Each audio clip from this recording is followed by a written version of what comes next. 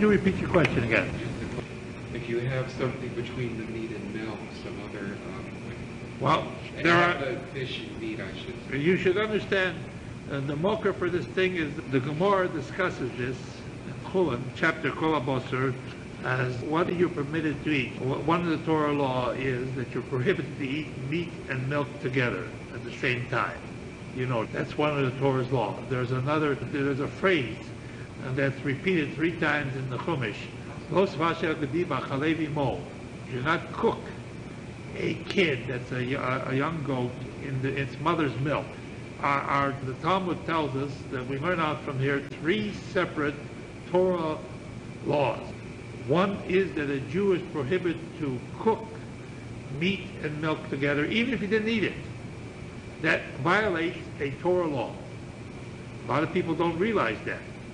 They don't realize, say, for instance, if they were working in a treifa restaurant, even though they didn't eat the food, if they cook meat and milk together, they're violating a Torah law. Secondly, a person, we know, you're not supposed to eat meat and milk together. And thirdly, you're not supposed to have any benefit from meat and milk that was cooked by somebody else. For instance, you couldn't even feed it to your dog now. It doesn't have to eat fleischiks, or he doesn't have to go and keep kosher, but you're not supposed to have any benefit from something cooked together, meat and milk together. Yes. It wouldn't be an Isur D'Oraisa, but it would be an Isur D'Rabbanan. What if your dog... There again, it would be probably an Isur D'Rabbanan.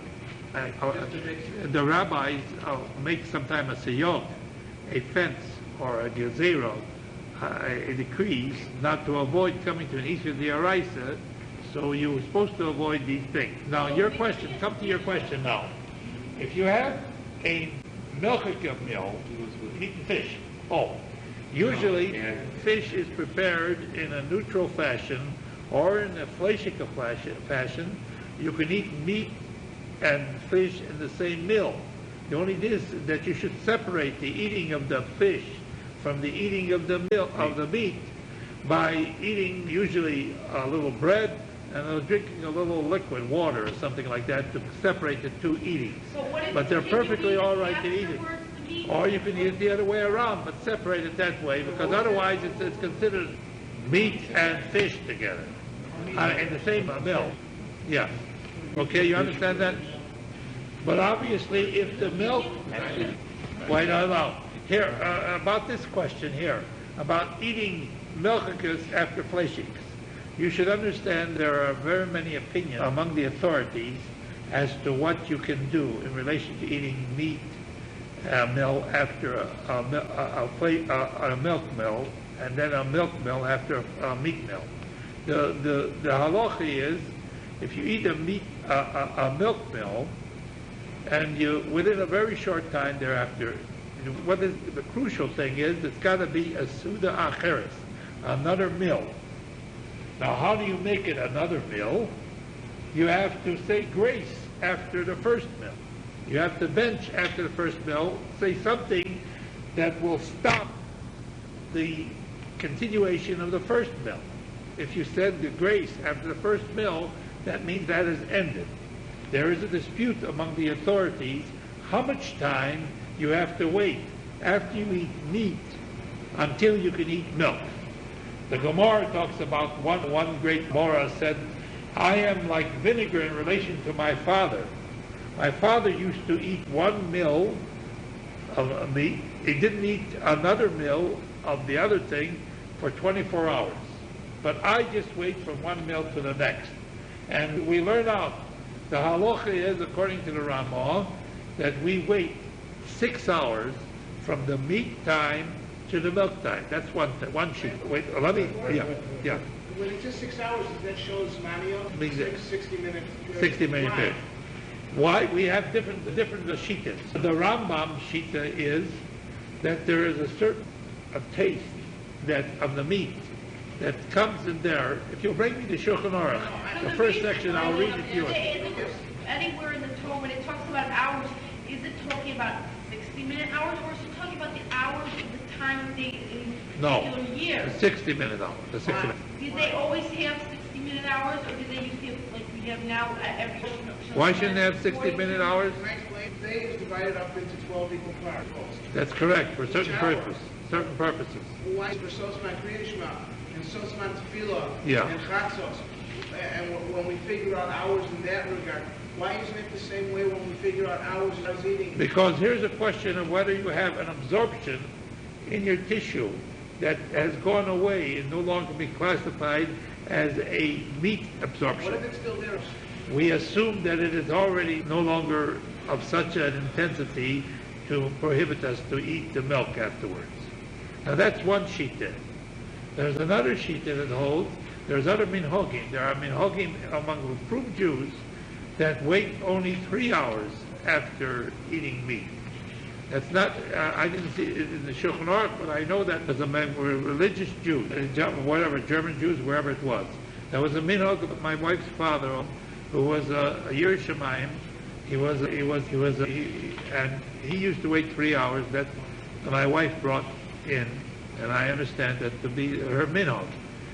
And then we have a shita, a opinion, authorities. We have authorities, among others, the Balei Tesvis and other great Rishonim, that they hold that you can eat milk right after a meat meal. They have that psak. Because all that's necessary, they say, the Gemara said you have to have another meal. If you bench afterwards, you cut off the other meal. I know, wait 1 hour. 1 hour. Or there are other minhagim there.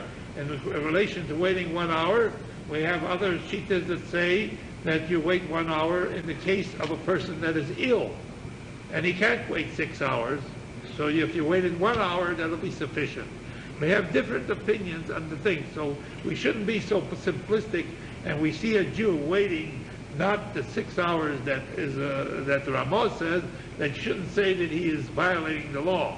Because although, in truth, that's what I personally do, wait.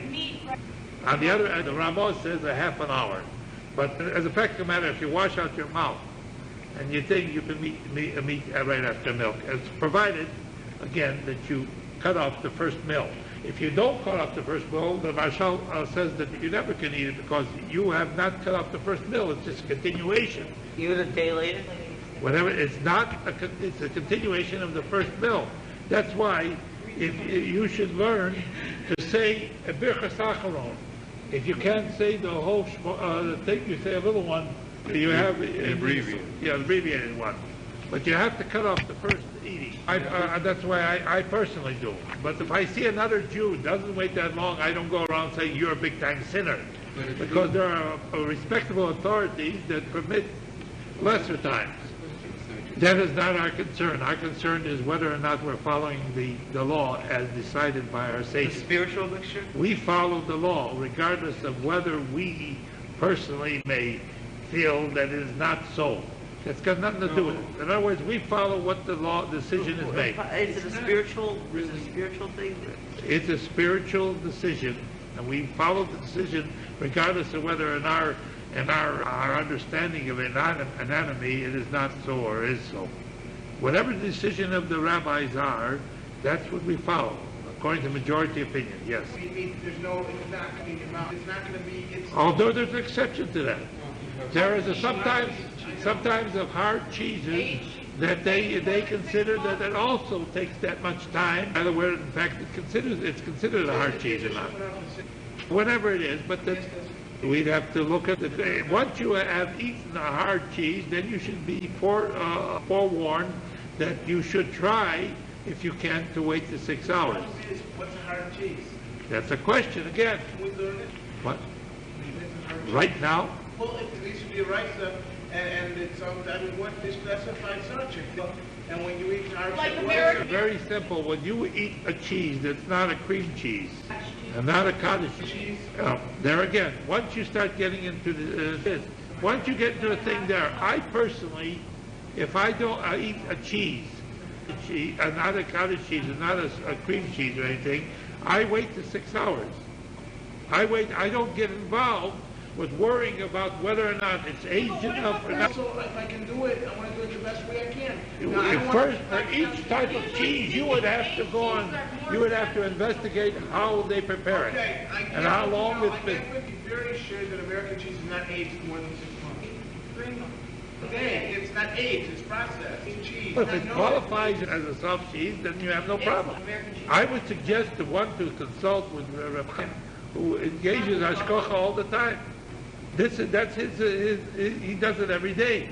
So he would be up with the latest manufacturing skills, and from time to time, incidentally, yeah, that's right. Incidentally, they lost their Hashkocha, the not Hershey, Ward, Chunkies and everything. If you don't see that somebody else bought them out, whatever. Still, There was an announcement made in Shul about that. See, one thing with kashrus, you have to be eternally vigilant because the conditions change from time to time. okay, that's okay.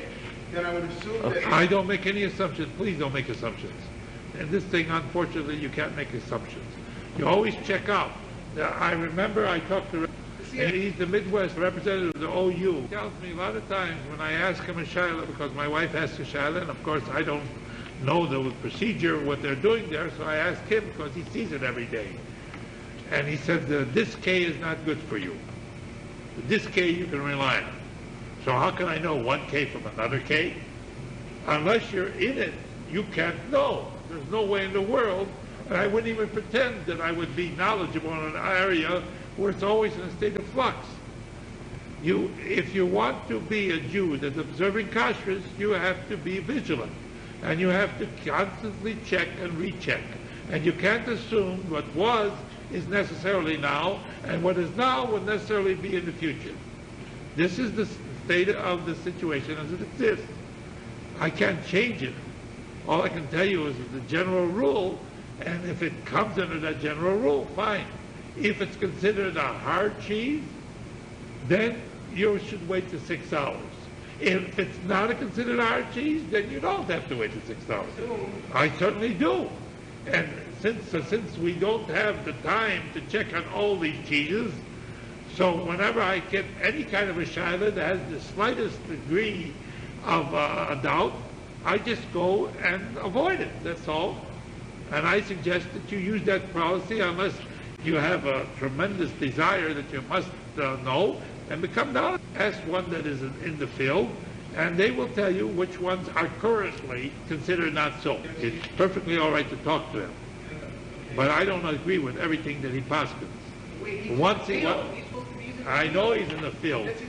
I know, but he poskened some time ago in relation to reusing of a plastic container for what is it, for the milk, for Pesach there. There was a shayla there about reusing a plastic container because the plastic absorbs, and you can't take the absorption away. If a householder takes a plastic container that had meat, milk in it, and poured hot lard in it or something like that, that could absorb in the tissue, in the walls of the plastic containers, so it may not be able to be kosher to be utilized again for a milk carton. I find fault with that particular thing, and once we realized that this was so, we did not bring in that type of milk into our house. As a matter of fact, they stopped it. They stopped doing it. I'm sure they don't clean up their... Very simple. No, I will tell you, very simple. If you have on Pesach, what they used to do when I used to be in Ashkocha even many years ago, they used to use new containers. There was no shayla. Yeah, that was the shayla, and I didn't know. So I'm not saying necessarily if you ask him that he will mislead you. And most of the things he says, I agree with him. But sometimes, from time to time, it comes out, I don't. I want to tell you ahead of time. You can first ask him, and then if I'll give you a header. You can ask me too afterwards. No. You asked before, I'll be forewarned. You remind me of the joke. I told you this joke before. Excuse me if I repeat my jokes. There was a man that came to a Rav in a small town, and he says, I have a diphtheria against the Rabbi Shalom. You got diphtheria against God? Yes. I complained. What's the diphtheria? He says, I had a wife and 10,000 ruble, and God took this away from me. He says, whatever God gives, he can take away. Why? He says, you don't understand. I'm not complaining that God had the ultimate decision who will take away from that. I'm explaining in the order in which he takes it. He says, what would you want God to do? If he wanted to make the decision to take away my wife at 10,000 ruble, first take away my wife, I'd have 10,000 ruble, I can marry another woman, got another 10,000 ruble, then take away my first 10,000 ruble, he can have a wife at 10,000 ruble, and I can have a wife at 10,000 ruble. He says, that sounds fair. He says, why did you come to me? I don't notice you as one of my parishioners. He says, in my town, my rabbi fears the Lord, and he wouldn't rule against God. But over here, I heard that you're a little lenient, so I came to hear so that you would give a more impartial opinion. That's a joke.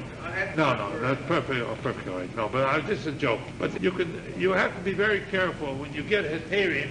When you get heterim, it's got to be based on the halacha. No, what I'm saying is, if the kids are showing up to 6 months, when he says 6 months, Absolutely. Before we say 6 months, I know cheese is not aged for 6 months. Cheddar cheese maybe another. I understand that. No question about it. I can't afford the cheeses that are not any. You ask first. Why could you ask? Thank you. Let me know. All right, let's go now further. Now, one more thing there. This is what he says. Number 2.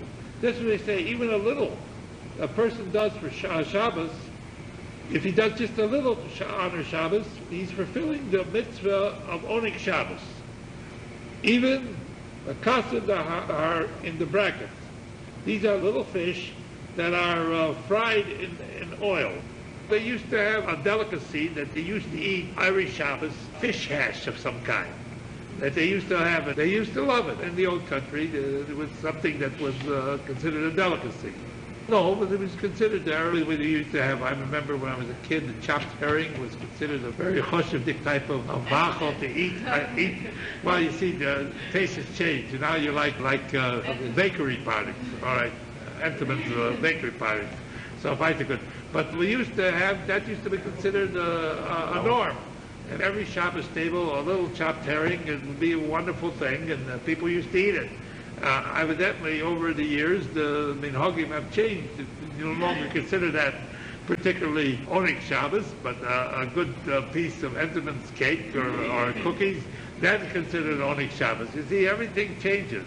Well, I suppose different minhagim in different places, you know. There again, you have to adjust to the place that you find yourself. Then number 3, the third principle, Rabbi Akiva says you should make your Shabbos like an ordinary day and don't depend upon people to help you. And this is how doing it. Say you do what's necessary to honor Shabbos according to your capacity to honor Shabbos, which is seichel. This is logical. If you're a poor person, you can only honor Shabbos limitedly according to your capacity. Obviously, if you're a wealthy type, you can spend much more in this respect.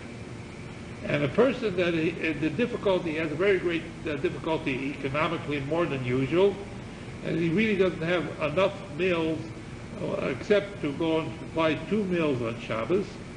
Rabbi Akiva says, he gives the 8th, you should make your Shabbos like an ordinary day and don't come to other people and ask them just to be satisfied with the 2 meals that you can pick.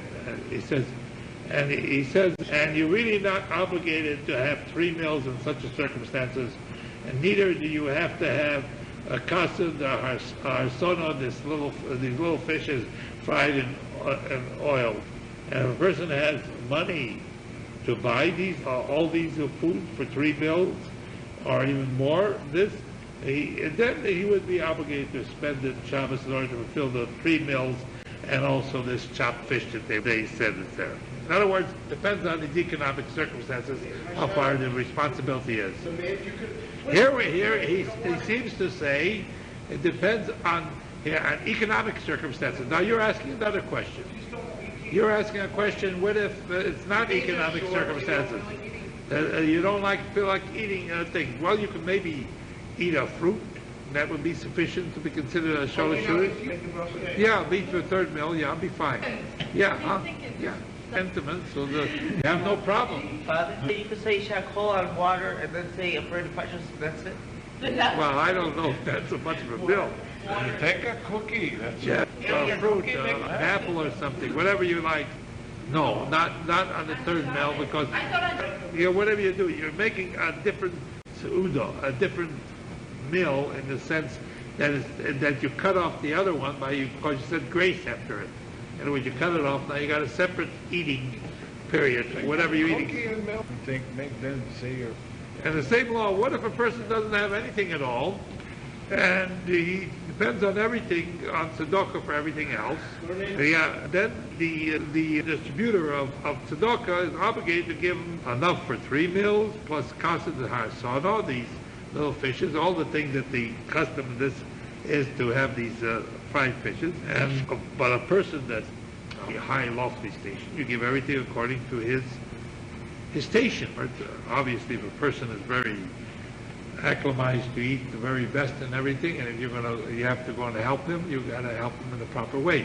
They're talking about tzedakah there. If you help a person that's seen hard times and he's used to having ride on a horse and have a runner run in front of him, this is that's beneath his social status to have less than that.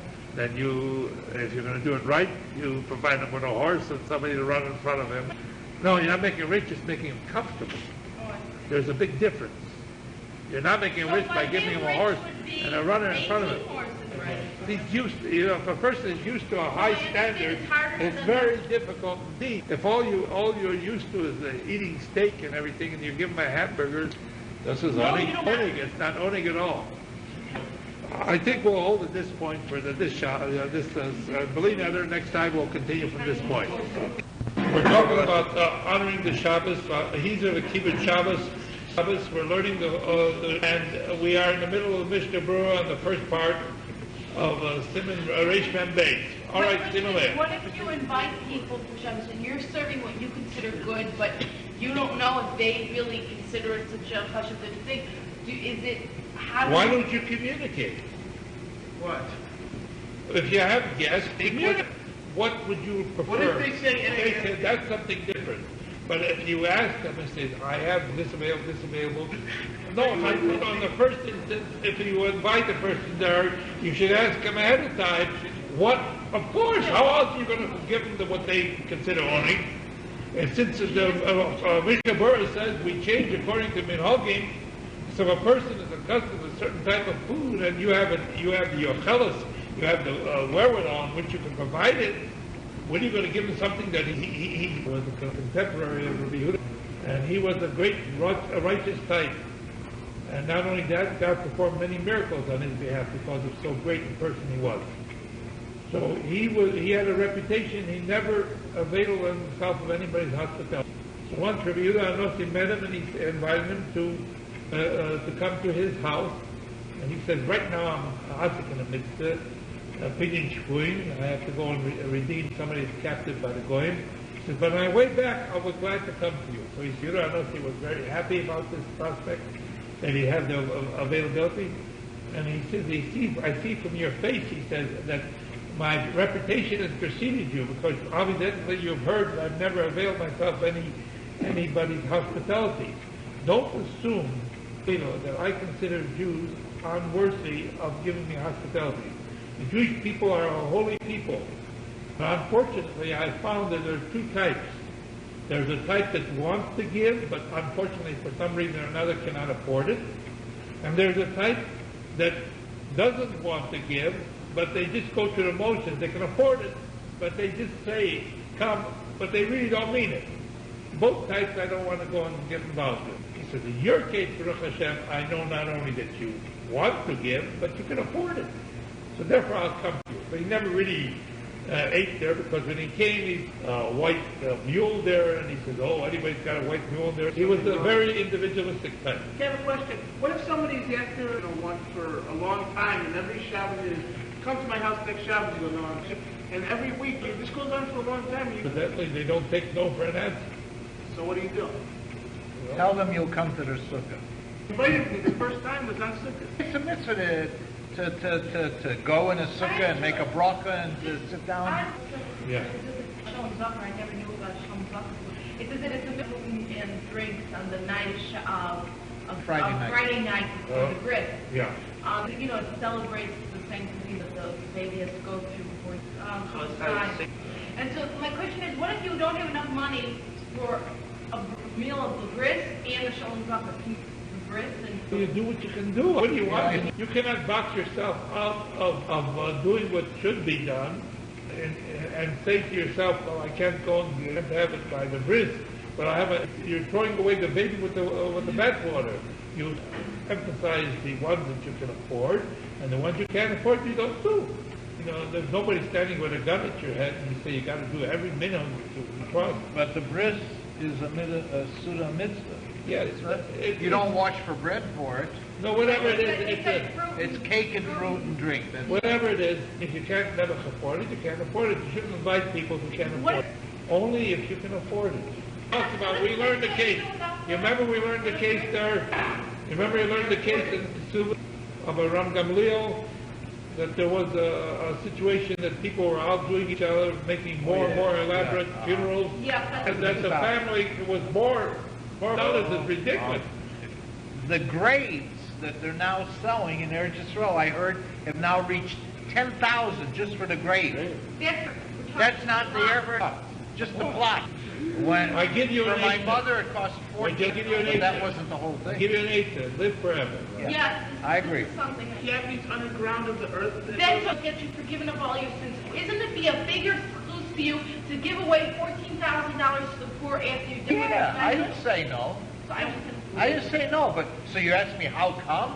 I feel that I owe an obligation to No, my we're mother not to asking save you. I'm saying you to save her the have- pain of the rolling underground. Let's say It's a supposed to be person- painful. A No, person be buried where they are instead What? What? If a person knows they're dying and they only have a few $1,000, they're ready Yeah. to shift their body. Yeah. Would it be more of a mitzvah to give it to the poor where they are and to be buried? And then I'll still Only God will resurrect the tzaddikim wherever they manage to be buried. Even Yes. whatever it is, God will do what has to Even be if their done. bodies are Yes. That is, Yes. we should emphasize in Olam Hazeh, only in Olam Hazeh, that you should treat the dead with not consideration. Sure. But when they price themselves out of a situation Yeah, to a point that yeah. gets ridiculous, That's true. Just to prove that if it's more than a third, then you don't think you that is ridiculous. Yes. If it costs $10,000 to $15,000 to bury a dead person, no for the then you gotta pay. That's not the whole burial. I'm not going to die.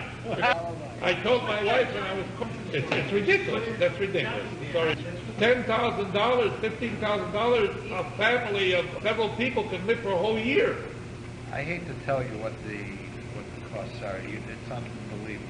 Whatever it is, let's talk about A it. funeral chapel doesn't want to accept the body unless there's $2,000 involved, right off the bat.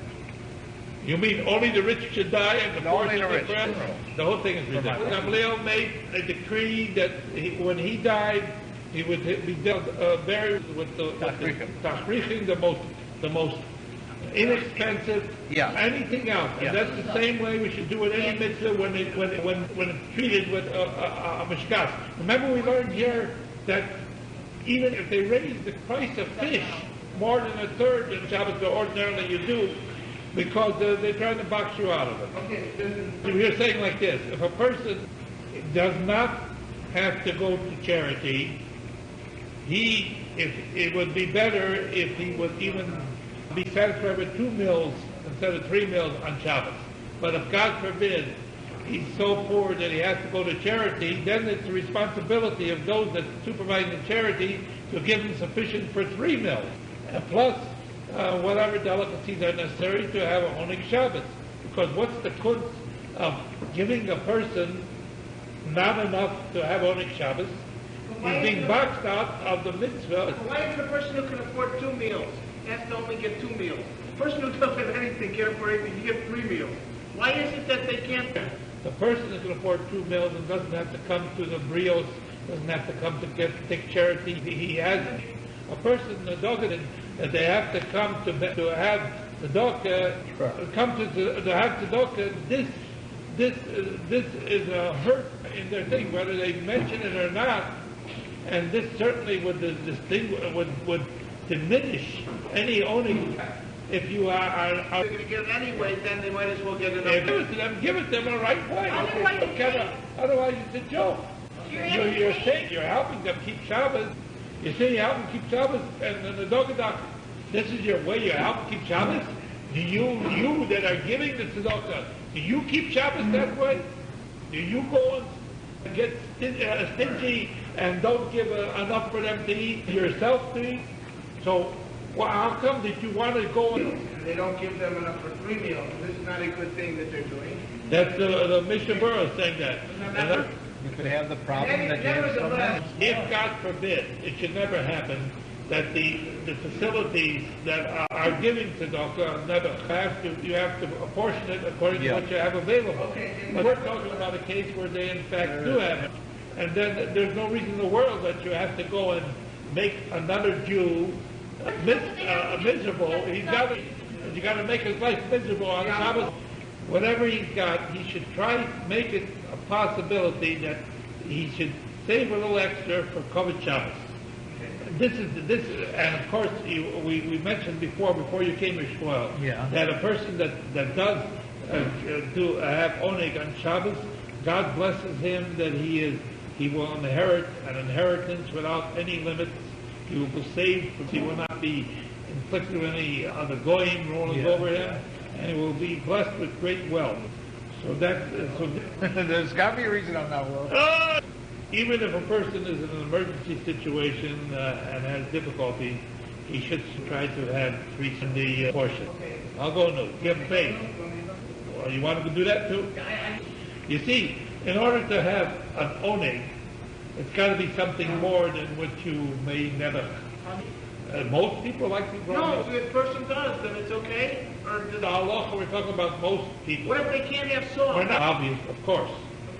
When we're telling you have oneg Shabbos, we don't say you got to eat it whether you choke on it or not. He is always talking about the general rule to explain to you all the ramifications you may have in this way. And you have to say you should. And he tells you like this. You must understand something. Oneg Shabbos is different for different people. And depending on a person's makeup and everything, what he considers important and everything, the emphasis should be that you're trying to do something extraordinary to honor the Shabbos. Okay. And once you do it, you are in fact doing it generally speaking. Okay. You always put in the word generally speaking. Okay, fine. Like for instance, the Gemara says,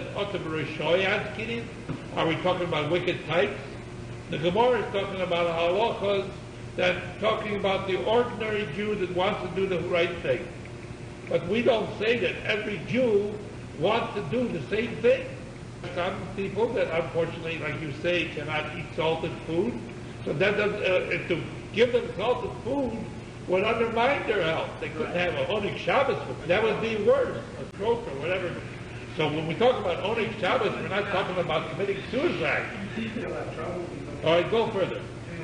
And then again, if he enjoys having fish. Yeah, he says, when do you eat fish or any other food? When he likes fish. If it's not injurious to you. But if it's injurious to you, the purpose is given for your pleasure, not that you should have pain. Somebody else enjoys it. Goat herring gives you heartburn or anything, so then you don't eat it. If he can't, then If you get it. So what am I supposed to do? So I pay it to eat it, but then I pay the consequences later. So what do? You mean you have Heartburn, you feel uncomfortable, everything. So we have 10 seconds of sour. Oh. So it might be worth. But of course you can avoid the pills if you don't have the fish at all. But I know what you're talking about. that medicines taste good. All right. A little imagination. I'm sure that some foods you can tolerate, others you can't. If I may go on a little drush, it's given for oneg. It's not the one that bothers the bone. So if we interplay these things there, you're supposed to. It's a mitzvah, and it's a mitzvah not to begin with tar. How will you have tar cholil chasim? You don't have a chayach olam haba. So therefore, it's a mitzvah to do the Ratzon Hashem, because in addition to going and getting the reward and the money, and to allow, as a matter of fact, this the Medrash Tanchuma tells us, and Eitz Yosef, it says not only is a mitzvah to do the Ratzon Hashem, but it's a mitzvah to allow the Rebbeinu Shem to give you bracha, rather than force him to act and give you a din, paskin a din in relation to you and to punish you because you've done something improper. I just wanted to, on the side, I have to give it a little... Good. That there should be a takana, that people should not buy fish until the prices come down to where they're still paying. When they had the situation where the Rabbonim had control of the situation, and they could give a takana and tell the Jewish community, this you do, this you don't do, and then they could protect the Jewish populace against gouging of unscrupulous merchants that want to make a killing because and this is a proper thing for the Jewish community to emulate unnecessary losses. Unfortunately, that's also an improper What thing. does Mother say normally throughout the year? And it costs now over. Should you buy it or should they make it that Well, listen very carefully. You have to go and have the arbakosos. You got to go and have a matzah in each one of the 2 nights of Pesach. Or whatever it is. You minimize the purchases you make that are not artificially inflated, and you manage to have owning gateway to the best of your capacity. Of course, if you're wealthy, it doesn't make any difference. Whatever the price is, you can buy it. But that doesn't work. But the ordinary Jew that may be strapped for fun, it gets to be a joke. You can spend hundreds of dollars and you still haven't bought enough food for 1 week. And wine goes up to They won't do that much because there's so much wine available over the whole year that you can break that very easily. You just buy a little wine 5 months ahead of time and you have it available. There's no problem there. It's just certain items that they can raise up. What's that? Have you had it? Do you know the price of it? Yeah, 500. I know. Which is No milk. soybean. It's supposed to taste like ice cream. It's not. A pint is $2.49. I had it for the first time in my life. And I was a guest at somebody's house. That's how I had it. I didn't. No, I knew about it. You know what? Oh, you should have told me then. Okay. Okay. Macomo. Yeah. That we learned that a couple of weeks ago. That's the commentary. Yeah. They only should make the takana if it went over a third. If the price is more than a third. The emotional academy. What? Why did they mention a third? Then you have the Rabbonim can make a takona, but up to a third one. Because for 3 meals. Oh, No. because Because the normal price. you've got to expect things. At any rate, it's like this. When a Jew has a choice to do a mitzvah, he should be flexible in purchasing the items that are necessary to do this mitzvah up to a third of his original 10. More than that, the halacha does not require you to do it. So therefore they say, if they pushing it up more than a third, you are no longer required, al pi halacha, to try to go and use this particular type of ma'achol as a type of ma'achol that will aid you in Onik Shabbos. You understand? Yeah. You understand why up to a third? I mean, why you grab a figure, a third? Why don't you grab a different figure? So that we have 2 sheets of the brains here like this. What I told you that they should not make a takon unless it goes over a third. The price range, that is only one opinion. But 2 other opinions say that even if it's even less than a third, you Rabbonim that have control of the situation could make this takona. Why? Because you have to protect poor people that unfortunately even the slightest lift in the price could be disastrous to their economic circumstance. And so you have to protect all the Jewish people. See, this is a general rule. If you're boxed out because of extraordinary prices or some other thing, you should know and rest assured you're not boxed out of doing the mitzvah. You can do the mitzvah with another food that is of a different kind that you can have only without being impoverished.